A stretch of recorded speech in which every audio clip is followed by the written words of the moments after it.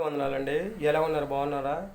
మేక గ్రంథంలో చెప్పబడిన ప్రకారము జ్ఞానం గలవాడు యెహోవా నామమును లక్ష్యపెట్టునని చెప్పేసి దేవుడు చెప్తున్నాడు అనమాట అండి.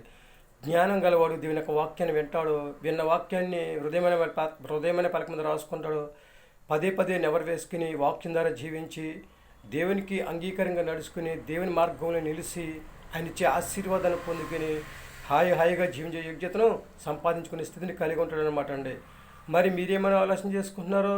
చక్కగా దేవుని మాట వింటారా? సమూయేలు గారు చూడండి, చిన్నతనం నుండి దేవుని మాట విన్నాడు కనుక దేవుడు ఆయన్ని మంచి ప్రవక్తగా వాడుకున్నట్లుగా మనము చూస్తూ ఉన్నాం.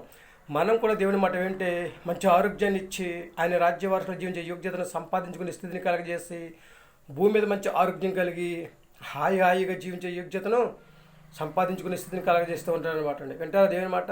వింటారా దేవుని యొక్క వాక్యాన్ని? లక్ష్య పెడతారా దేవుని మాటని? ఏమంటారు?